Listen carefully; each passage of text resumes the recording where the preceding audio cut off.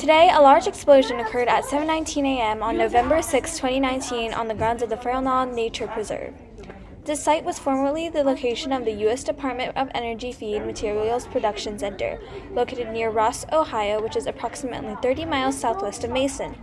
It was devastating for the area, and there has been no contact with any survivors within an approximate 3-mile radius of the reaction site. Let's consider the causes and science behind this nuclear explosion. Let's go to Harvard professor Kyle Bruce. Thank you, Soph.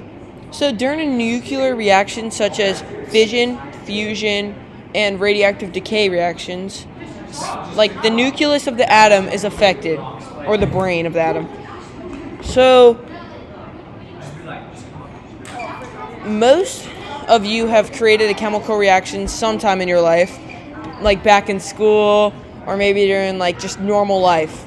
Chemical reactions release energy while they are reacting. Nuclear reactions, like chemical reactions, release energy as they react, but the amount of energy is much greater, which makes nuclear reactions most effective.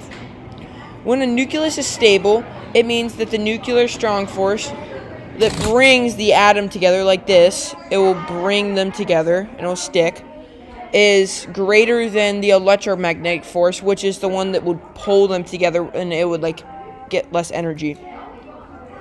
Yeah, but when a nucleus is unstable, it means that the electromagnetic force is greater than the nuclear strong force.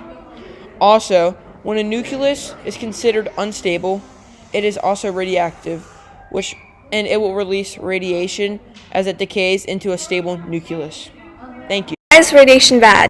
Well, Soph, exposure to very high levels of radiation, such as being close to an atomic blast, could cause acute health effects such as skin burns, acute radiation syndromes, or radiation sickness. It can also result in long-term health effects such as cancer and cardiovascular disease, and eventually it could lead to death. Half-lives with Dr. Don't Care, who has graciously come to the studio today. Now, Dr. Don't Care, what are half-lives? Half-lives are the amount of time it takes for half the element to decay. It is the time it takes for half a sample to go through radioactive decay. So today we'll be doing a Skittles demonstration, and what's basically going to happen is that the Skittles with the S's on top are still radioactive, while the Skittles with no S's are not radioactive. So I'll be taking out the Skittles with the S's. Some examples of this. Uranium is a common radioactive element. So the half-life of uranium-238 is 4.5 billion years, and the half-life of uranium-234 is 246,000 years, and the half-life of cesium-137 is 30.17 years. This one has a shorter half-life than other examples that we mentioned. So as you can see, most radioactive elements can take a long time to decay. How are these half-lives going to affect us? So we can't really go near this incident until all our atoms decayed, because there may still be extra alpha particles left, unless it has fully decayed, which could take a really long time. We also can be warned about the fact that the particles can get inside you, which is what really causes the diseases. What would happen if these particles got inside us? All particle emitters are inhaled, swallowed, or get into the body through a cut. The alpha particles can damage sensitive living tissue. That way, these large, heavy particles cause damage and can make them more dangerous than any other type of radiation. Floor with Professor Joe Mama as he's talking about how any radioactive fallouts can be used to our advantage. Uranium-234 could be used in nuclear reactors as fuel to provide energy during this time. This is an example of a nuclear power plant that uranium-234 could be used as fuel in. Uranium-238 is used in breeder reactors for its neutron capture ability. It produces isotopes like plutonium-239, which is used as a nuclear fuel to produce high amounts of energy, just like uranium-234. Cesium-137 is used in medical radiation therapy devices for treating cancer, in industrial gauges that detect the flow of liquid through pipes, and in other industrial devices to measure the thickness of materials such as paper, photographic film, or sheets of material. It can detect the flow of liquid through pipes, which could help us with seeing what's healthy and what's not. And these are some of the things that we can take. These are some of the thoughts that we can take advantage of during this time. So stay safe. Thank you, Joe Mom. But the two most powerful reactions are fusion and fission. Let's go to reporter in order to understand which reaction occurred on the grounds of Fernald. Here with Professors Fission and Fusion, who are experts in the field of nuclear technology. Professor Fission, can you describe to us what fission is? Well, what is fission? Fission is when a large unstable atom such as uranium-234 is hit by a neutron.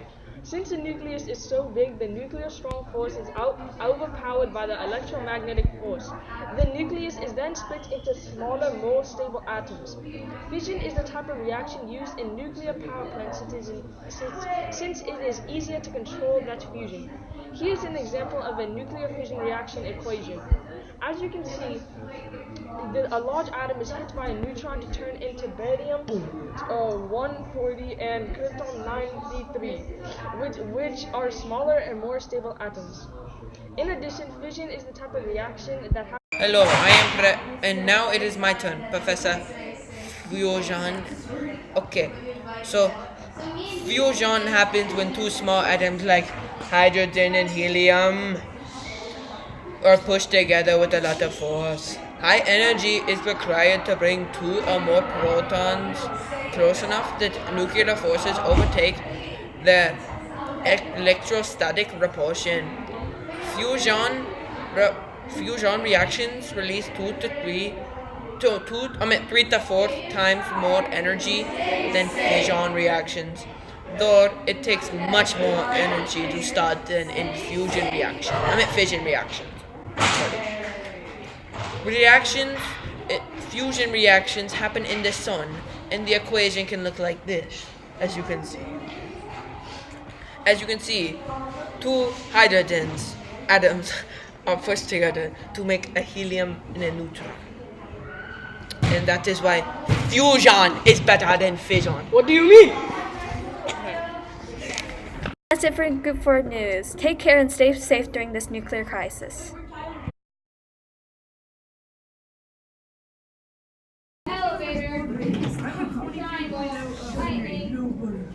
Huh? What did you do? You said click that and then click notes. That's what I did.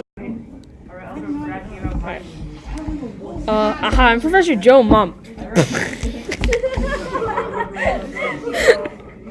Thank you, Professor Fusion. Now it is my turn. Professor Fusion here. That's your name? Tyler! We were filming! Okay. 4 can be used as fuel in this. You missed it. I restarted the whole. It's no, it's so bad. I messed up like 6 times. What are you doing? No, not you. You do not have my consent.